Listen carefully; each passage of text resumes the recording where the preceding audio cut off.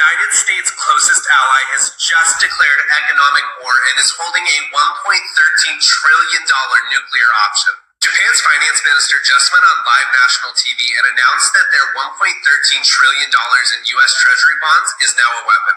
This is real leverage that could destroy the U.S. bond market and collapse the economy. If Japan sells even a fraction of that debt, interest rates will skyrocket. Home loans, car payments, and even credit cards will immediately get more expensive. Inflation will skyrocket, the economy will crash, and the dollar will get weaker. And if China joins in, it's game over. Together, China and Japan hold over $2 trillion of U.S. debt. A coordinated dump could collapse confidence in the U.S. bond market, which is the backbone of global finance. This would force the U.S. government to pay way more to borrow money just to stay afloat. Medicare, Social Security, and federal salaries will all be at risk. Your tax dollars will just go to damage control. This was a surgical, calculated warning. Trump's trade war has officially triggered an economic counterattack. The message is clear.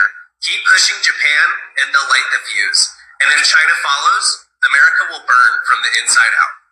What the United States is saying is completely unreasonable. Their logic is all over the place, and there's no consistency at all. However, when Japan negotiates with what they are saying, to be frank, it's akin to being extorted by a delinquent. If Japan gives in, thinking it's a negotiation or a deal, and compromises on its position, it sets a bad precedent as a customary practice. If you give money to someone extorting you, they'll just come back to extort you again.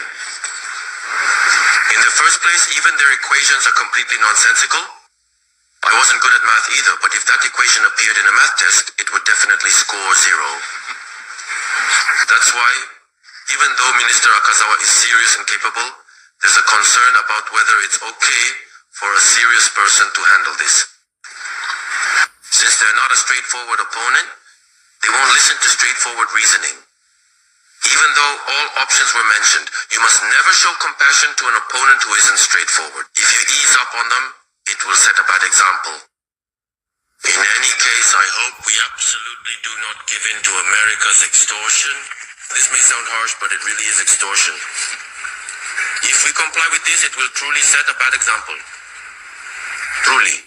Minister Iwata, I know you might not have much time, but I highly recommend watching the documentary about Roy Cohn, the lawyer who mentored him, and the documentary about Mr. Trump. By watching those, I hope you can gain some insight into what kind of person Mr. Trump is. When you watch it, you really get a sense of, oh, this is the kind of person he is. During the tariff review, he was so relaxed that he went to his own golf course. It wasn't a decision made after much deliberation. He's really mocking the world. Well, you know, Minister Akazawa is a serious person, and Minister Iwaya is also a serious person. So if you approach that person seriously, you'll definitely just get taken advantage of. I believe that Minister Iwaya was quite spirited in his younger days, and I hope he remembers that. Even now, Minister Iwaya is full of energy, and I urge him to demonstrate that spirited nature in negotiations with the United States and to promise not to yield to any extortion. Alright, Shalom. I want to give all praises to Yahweh, Bahashem Yahushai, Bahashem Rakakadash. Double honors to the apostles and elders of Great Millstone. Salutations to all the brothers and the few sisters out there. Which is like foreigners from the seed of Abraham, Isaac, and Jacob, Shalom in the Hebrew, which means peace. The jig is up. As shit rolls downhill, the jig is... These nations are becoming more and more wiser with this whole condition of they don't need the United States. Although they may say that, Revelations 18 chapter tells you something different. So there's a conflicted thing that's going on. And the reason why it's conflicted, because what we've seen in real life and what we're hearing is that all these nations are willing to leave America alone But prophetically, they have to deal with America. But they don't have to deal with America to that extent as we think. That's what we're seeing. The relationship has been damaged. Okay? And the reason why these nations are feeling a certain type of way, they're feeling good, it's because of they all have a certain capability that America no longer can flex their muscle on. And that ability is what? A nuclear bomb. Most of these countries have that. Now, what we have learned recently is that, I say recently, like all these world economies are intertwined with one another. There was a key thing that they said about the bonds. So if you don't know what a bond is, read some of it. It says a U.S. bond is a context of finances, reference to a type of debt security issued by the U.S. government. It's a loan from the public to the government, where the government agrees to pay back the principal amount plus interest. These bonds are often seen as safe and stable an investment. Why is it safe and stable? They're safe and stable because it's not a 1, 2, 3 thing. It's years. All right. It's guaranteed money. And it says U.S. saving bonds. They are low risk investments options for individual investors, backed by full faith and credit of the U.S. government.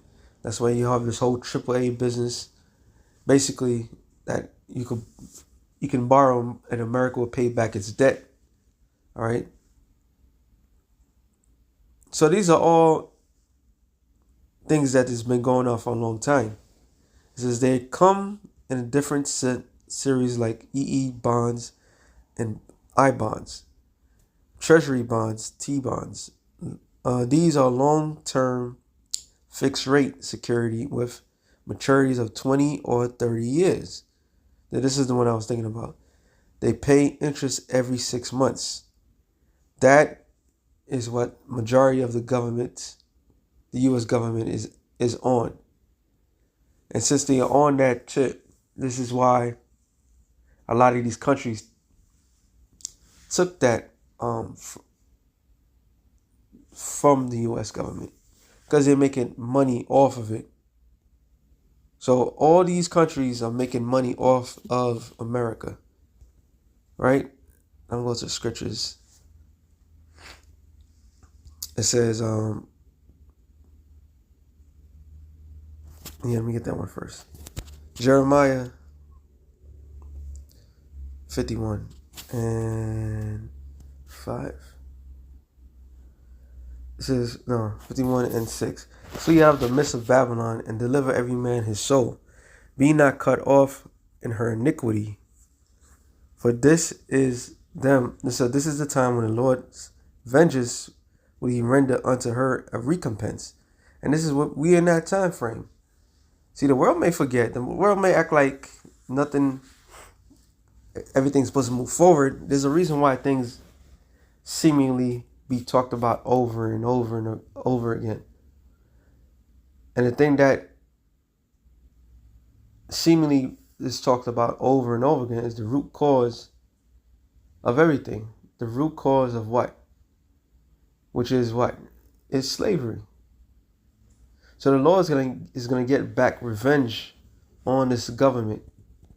It says Babylon have been a golden cup in the Lord's hands, which is Babylon is America. All right? Land of confusion that made all the earth drunken, and the nations have drunken of her wine, therefore the nations are mad. Her wine is what? The fornication, the business deals. Babylon has been the leading force of all these things. Now, this little sweet thing that is these bonds that these other foreign countries are being promised, the vested interests. You have to think about this. Scripture says what? Proverbs 21:7, I believe. I'm sorry. 22. Proverbs 22:7. It says, the rich ruleth over the poor, and the borrower servant to the lender. So the rich that's sitting over the poor, right, has set up a system, and that system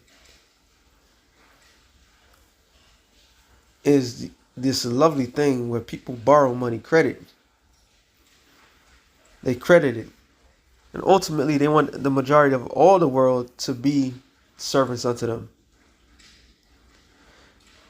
When America has taken, the American people has taken, what's the word I'm looking for? Let's say the majority, no, not the American people, the American government, taking natural resources from all these other countries, but in return, they give them a piece of an American land. Now, who's in the land of America? The American people, right? So the American people who's thinking they paying their taxes and so forth, that they Americanize, that they are Americans, not knowing that their land is for sale. But actually their land was been for sale. There was a thing called EPA, which is Environmental Protection Agency, which was basically a land grab to foreign countries for to pay off Americans' debt. This is why a lot of nations, when they come to America, what do? They set up shop and so forth. That's like a little piece of the American pie. So now the average American, they are indebted to the bankers. They're indebted to the bankers because they don't know what's going on. And this is exactly how they want things to be. And ultimately, everybody's going to be indebted, via the MOTB. Then that's the ultimate goal. All right, so the system is based on dishonesty, of course. And now these nations are threatening America because they're mad. Pride, it says, matter of fact, Proverbs 16:18, it says, pride goeth before destruction. So the last hoorah America is all about is Trump basically saying what? What is Trump is announcing? The pride of America. He's the last pride of America, which these other nations are not falling for. He's like, no. We made a deal with you, and if you decide to renege on that deal, this is what we're going to do. We're going to have you pay back everything that we took. All right? And scripture says what? Moab is my watchpot.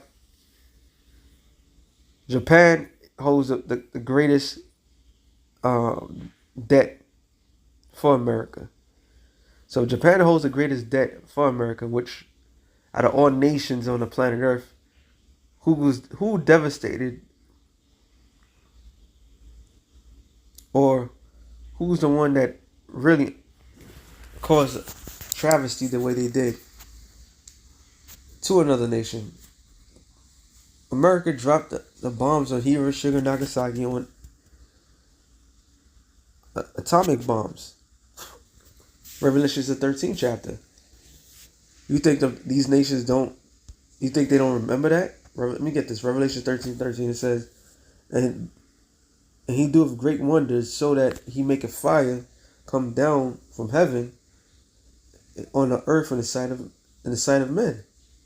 So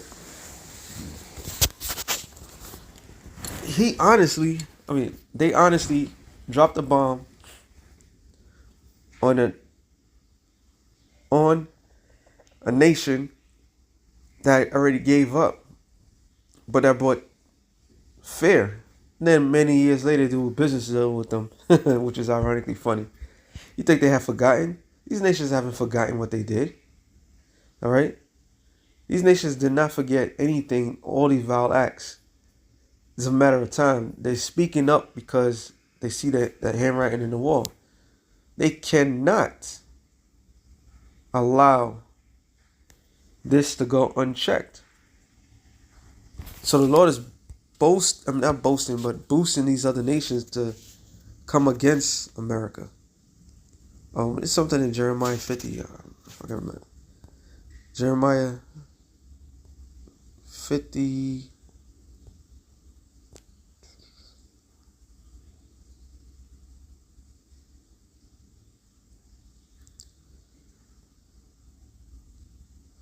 Jeremiah 50 and I know I can't remember exactly how it goes.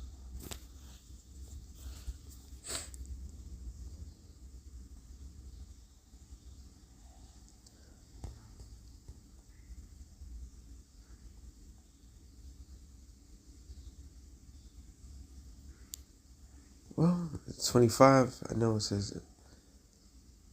No, 23.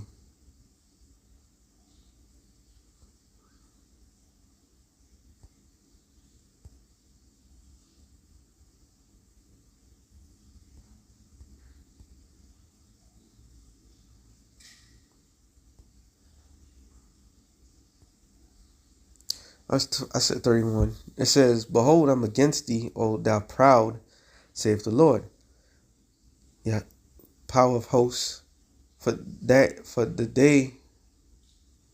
day is come, the time that I will visit thee, and the most proud shall stumble and fall, and none shall rise up, and I will kindle a fire in his cities, and it shall devour all around about him.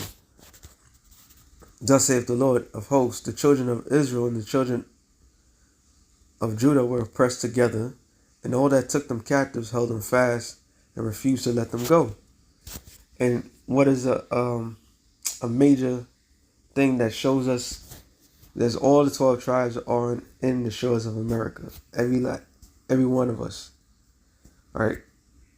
Mostly the southern and the northern kingdom were living in the hoods together and so forth. All right. Something else that is, let me see, we didn't read that again. It says, and then, they refused to let them go. And that refusal of letting them go, going back to the bonds, what was a form of a bond? It is the birth certificate. Right? So if you're an American citizen, you are legally a product of this organization. Once again, whoever rules the land, the people that's on that land, is their property. So all these nations making business deals with America, fully attended and known that any land that they took, the people in that land, it's like if you buy a house, right? You buy a family house, but you already have tenants that's paying rent. So a wise person that buys a house will keep those tenants because they're paying rent. So if they're paying rent, you will not let that person go, no matter what. If they was consistently paying that rent. Because why would you get somebody else that you don't know if they're going to pay the rent or not? So why would they let us go? Why would they? And a lot of these business deals has to be dealt with the people that's in the land. There's false landlords. It says the Redeemer is strong. They said their Redeemer is strong. The Lord of hosts is his name. He shall thoroughly plead. It's not talking about he's going to ask and beg. The Hebrew word should be shapat. Matter of fact. Oh, no. Nice. It says Irab, which means to strive, contend. So the Lord is going to fight our cause. It says to strive physical with words, to conduct a case or suit legal. Sue. So the Lord has been building up a case against Esau, against these other nations. All right. He's been laying it out. So the case has been. That's why it always got to go back to the original cause. What is the original cause of all this turmoil in the world today? It's what they did to the Lord's people. So to make complete the quarrel to contend against. So yeah, the Lord's about to he's about to contend for us. It says, I'm gonna read that again. Their Redeemer is strong. The Lord of hosts is his name. He shall thoroughly contend or plead. Not plead. It says plead right here, but it means contend, fight. All right, make a legal case against their cause. So what is our cause? What has happened to us? Some blacks, Latinos, and Native Americans. What is that? What has happened to us? All these nations had a shot at us. That he may give rest to the land and disquiet the inhabitants of Babylon. So he's going to plan to give us rest because we need rest. Right? A sword is upon the Chaldees, saith the Lord of hosts, saith the Lord, and upon the inhabitants of Babylon, and upon her princes, and upon her wise men. A sword is upon the liars, who they shall dart. A sword is upon her mighty men, and they shall be dismayed. A sword is upon their horses, upon their chariots, upon all the mingled people that are in the midst of her. Because it's not America melting pot as well. That's why when I passed that, where it says the hammer of the earth is taken down.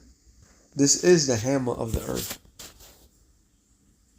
This is why they have majority of people indebted. All right, everybody out here is indebted because that's a form of slavery. Okay,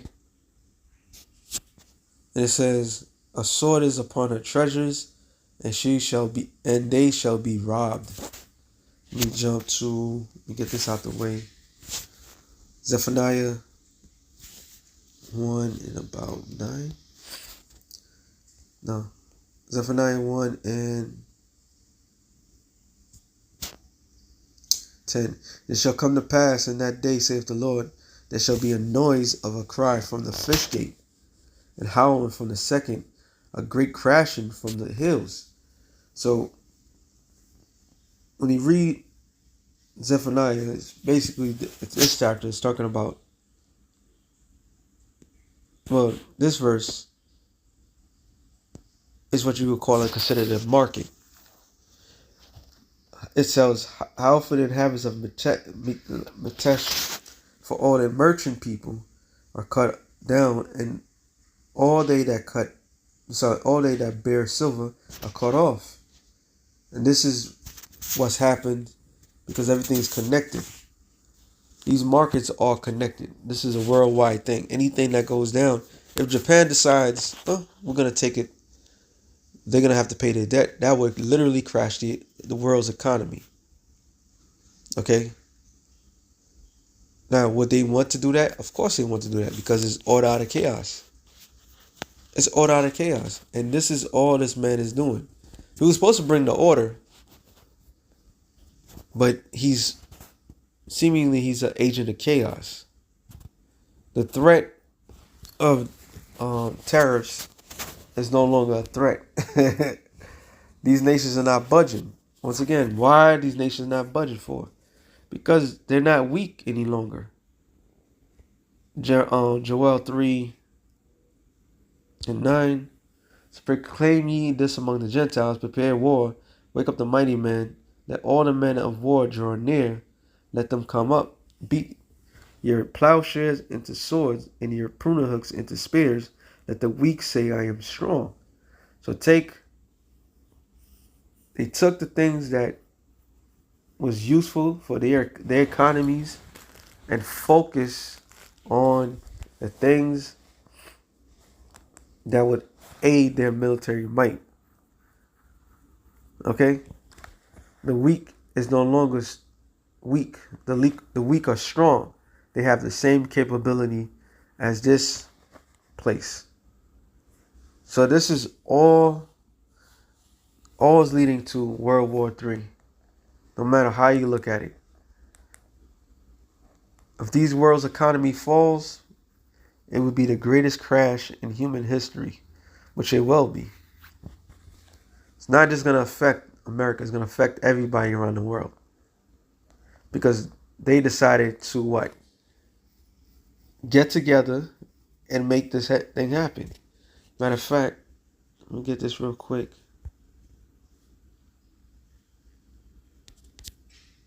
Sorry.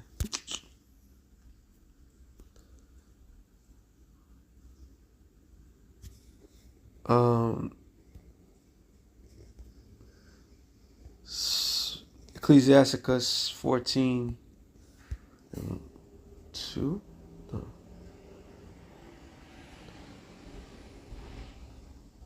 Ecclesiasticus. No, is it this chapter? Mighty man. It's on the top of my head.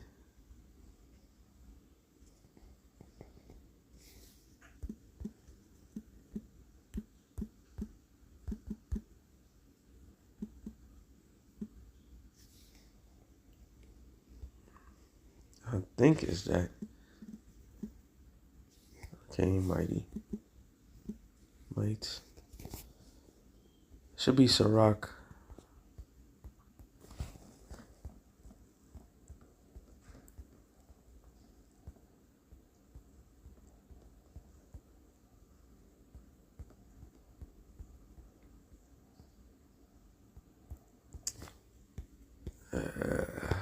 I know.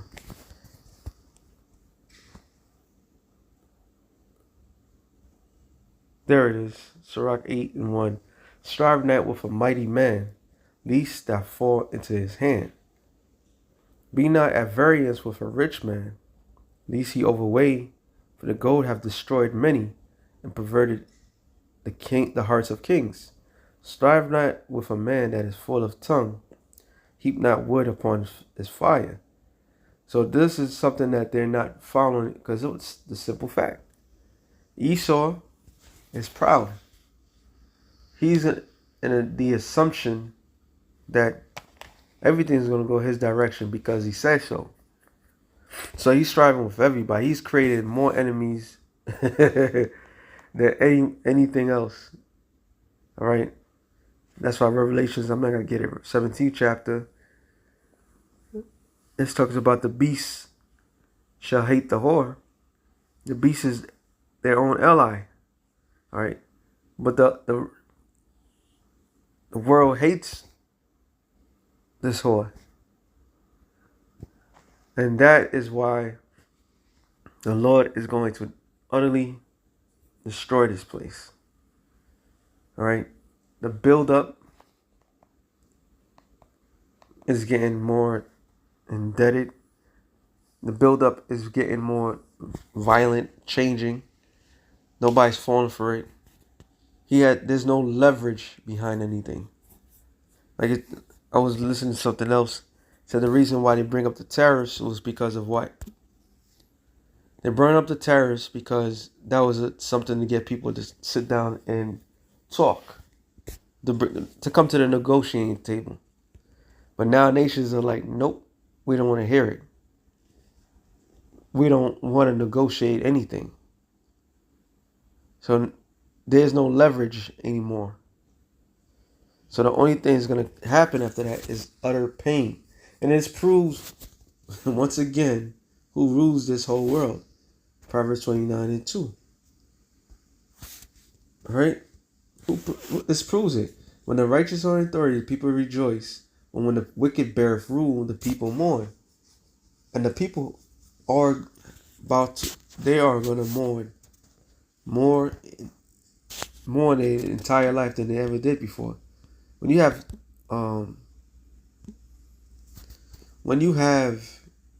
your average person complaining about the economy, complaining about the surroundings, that should be a tall tale that shit is about to go down. And the reason why I said it like that is because this is something that we've been saying through the Spirit from the apostles on down that was going to happen. One way or another, this shit was going to go down. The economy was going to falter. And now, because of pride, because of strategic mistakes, these nations are willing to drop the debt that they picked up to let America forget itself out of its own debt. Now, it was ironically funny, I'm just crossing my mind, when America was putting sanctions on Russia, instead of destroying Russia economy-wise, it actually aided Russia. Because something that America doesn't really exercise on their natural resources. So, if America's not really looking forward or trying to fix their own problems, had everything in the works to fix their own problems, it should never it would never get better. All right, it would never get better. And then he did it so weird. Sometimes you try to figure it out, what the fuck are these people doing, but just it's down to the nitty gritty. It's all about what? Order out of chaos. Last scripture, 2 Ezra 8:50. It says, "For many great miseries shall be done to them that dwell in the latter time. That shall dwell in the world." Let me read it again. "For many great miseries shall be done to them in the latter time shall dwell in the world." And these causes, these great tribulations, and so forth, is coming from those people that's on top. Trump is just taking orders. Japan, they're taking orders. All right. China is taking orders. All these people are taking orders. And the order is crash this shit. Crash the economy. The economies of the world. So pride is being shown. And now, once again, putting these people in a position that they can't get out of. It's because they have walked in great pride. And this is the proudest country on the planet Earth. Because simultaneously, if you watch anything in the past, especially about World War II, Japan, they will talk shit about Japan. But why Japan holds the U.S. greatest debt? Right? Why? That doesn't make sense. If you conquer them, why they holding your debt? Now they have the position to dump your debt onto you, say that, you know what, you have to pay us back. That's pride. So now, because of the pride of the mistaken of these world leaders, what's going to end up happening?